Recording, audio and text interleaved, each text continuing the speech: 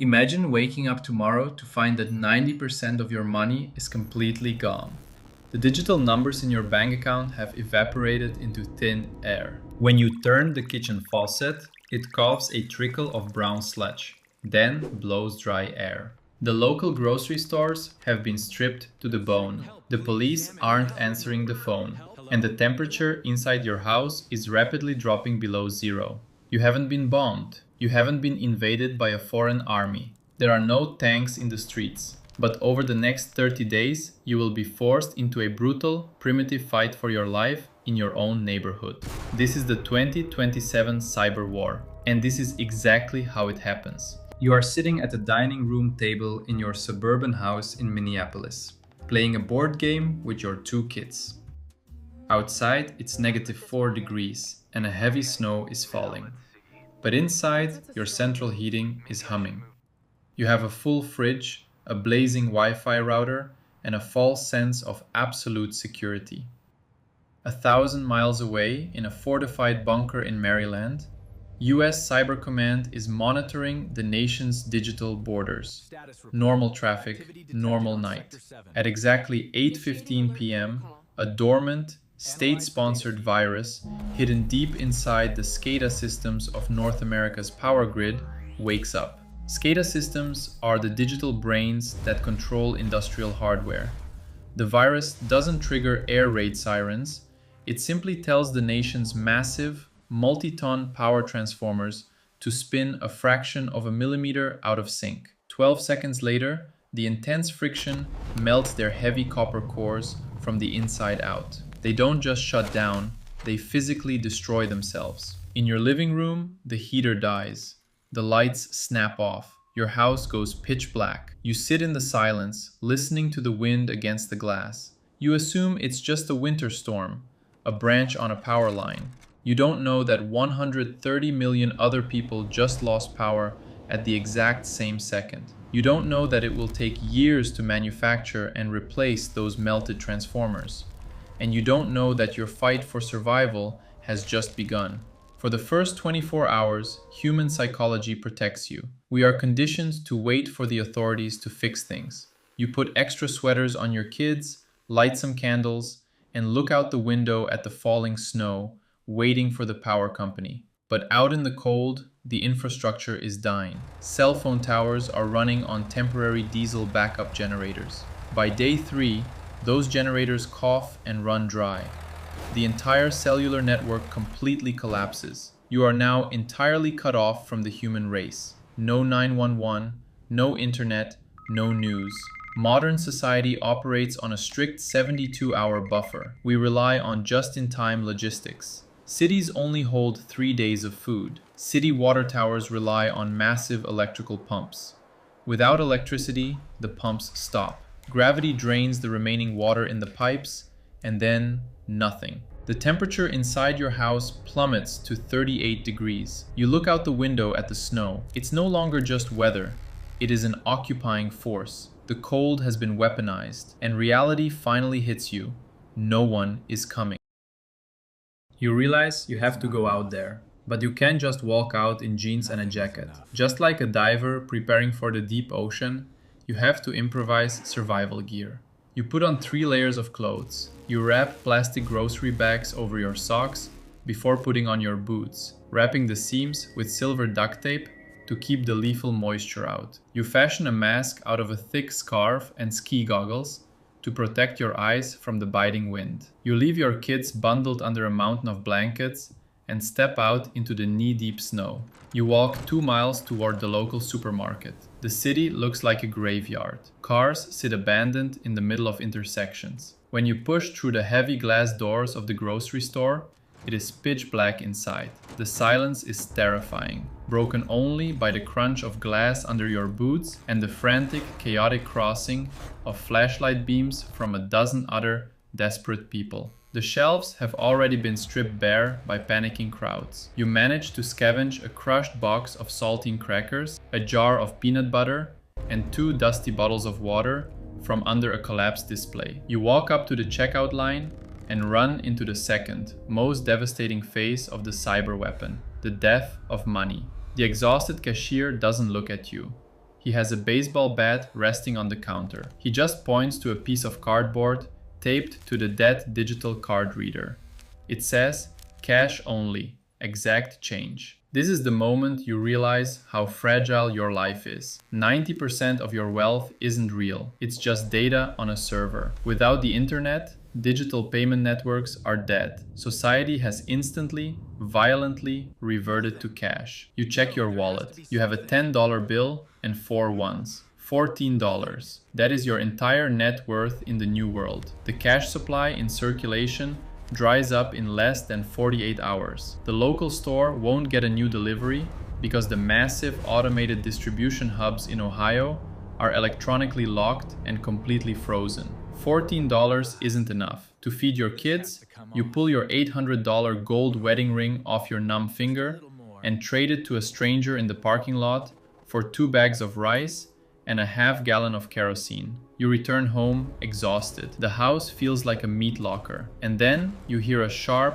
violent tearing sound in the walls. Water expands by 9% when it freezes. With no heat for 5 days, the water resting inside your home's copper pipes has frozen solid. The metal groans and violently bursts. The residual water sprays through the drywall, flooding your basement and instantly turning to a sheet of ice. Your house is no longer a shelter. It is a wet, freezing concrete tomb. You can't stay. You take your kids and knock on your neighbor's door. His name is Marcus. He has a fireplace. In a total grid collapse, isolation is a death sentence. The survival of the fittest is a myth. The reality is the survival of the most cooperative. You, Marcus, and 2 other families on your cul-de-sac consolidate into one house. You drag mattresses into the living room, sealing the windows with duct tape and trash bags to trap the body heat. But you quickly realize that your small community is a target. Desperation is turning people into predators. You see shadows moving between the houses at night. You hear glass breaking 2 streets over. You and Marcus are forced to become a micro-militia. You drag abandoned cars and heavy garbage cans across the entrance to your street, creating a makeshift barricade. You take shifts standing guard on the roof in the freezing cold, holding a hunting rifle you barely know how to use. You aren't a soldier. You are an accountant. But the old world is gone.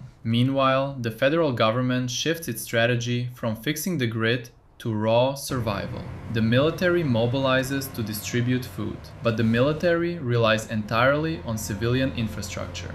When the National Guard arrives at that massive distribution hub in Ohio, they use oxyacetylene blowtorches to cut through the electronically sealed doors. Inside, they find 1 million cardboard boxes. But the computerized inventory system is dead. Nobody knows what is inside them. Is it baby formula or bleach? Worse, the refrigerated sections have been dead for 10 days. Millions of pounds of meat, dairy, and vital medicines like insulin have completely rotted. The stench forces the soldiers to wear gas masks just to enter the building. The national supply chain has gangrene. Because of this logistical nightmare, the green military relief trucks never make it to your city. Instead, you are rationing 1 handful of uncooked, dry rice a day. The real killers in a grid collapse aren't starvation. They are hypothermia, lack of medication, and dysentery from drinking melted snow contaminated with bacteria. Marcus's daughter has asthma, and she develops a severe respiratory infection. By day 14, you realize that if you don't get antibiotics, she's going to die. You and Marcus leave the barricade. You walk into the commercial district to a pharmacy. It has been looted, the glass shattered. You are digging through the frozen debris behind the counter with your flashlight when you hear a sound. A heavy boot crunching on glass. 3 men emerge from the shadows of the aisles. They have crowbars. They haven't eaten in 2 weeks either. The tension is suffocating. You raise your hunting rifle. Your hands are shaking. You lock eyes with the man in front. He is just like you, a father, a citizen, pushed to the absolute brink of his humanity by the invisible enemy. You slowly back out of the store. You survived the night, but you didn't get the medicine. Day 20. The firewood runs out. You have burned the dining room chairs, the coffee table, and the books. The temperature in the living room drops below freezing. Marcus's daughter is getting weaker. The barricade on your street was breached in the night by scavengers, who siphoned the last drops of gas from your cars. The neighborhood has fallen. You cannot survive here anymore. You load your 2 children onto a plastic winter sled. You wrap them in every piece of clothing you own. You, Marcus, and your surviving neighbors walk out of the cul-de-sac and head toward the interstate, hoping to find a refugee camp. You are pulling the sled down the dead center of the snow-covered highway. You walk quietly alongside hundreds of other silent, hollow-eyed citizens. You have joined a mass exodus in your own country. This is the deafening silence of the cyber war. No foreign soldiers landed on American beaches. No enemy jets dropped bombs. Yet your country has fallen. You are fighting a primitive war of attrition against the winter, and you are losing. Deep underground, 1,000 miles away, the Cyber Command bunker in Maryland is running on its last reserves of diesel fuel. The lights flicker, but the exhausted analysts finally find the digital signature of the malware. They trace the malicious code across the globe, bouncing through a dozen proxies, until it stops on a heavily fortified foreign capital. The adversary knew they couldn't beat the United States military in a fair, kinetic fight. A ground invasion of America is impossible, so they didn't try. They just turned off the lights and let the brutal North American winter break people like you.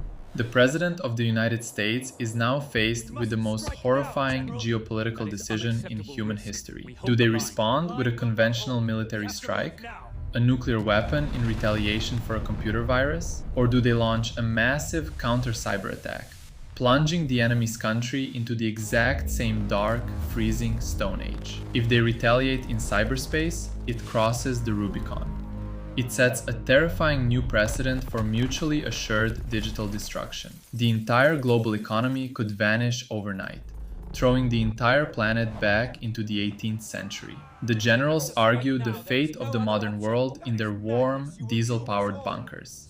They drink bottled water and point at glowing maps. But for you, sitting in a snowbank 1,000 miles away, none of this geopolitics matters.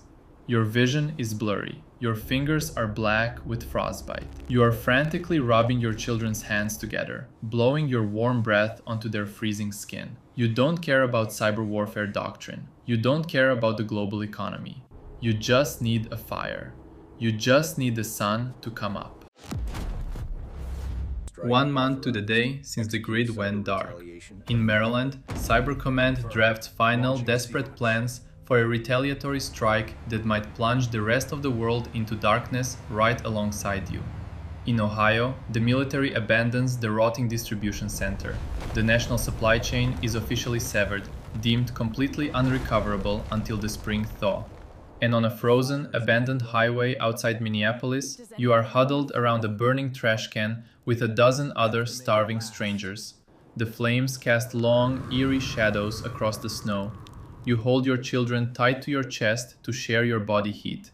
You stare with hollow eyes down the empty white road, waiting for a government relief truck that you now know, deep in your soul, is never coming. If you survive the winter, you will be waking up to a world that has been reset by 2 centuries. The 2027 cyber war proves one terrifying, undeniable absolute. Our modern world is nothing but a fragile, temporary illusion.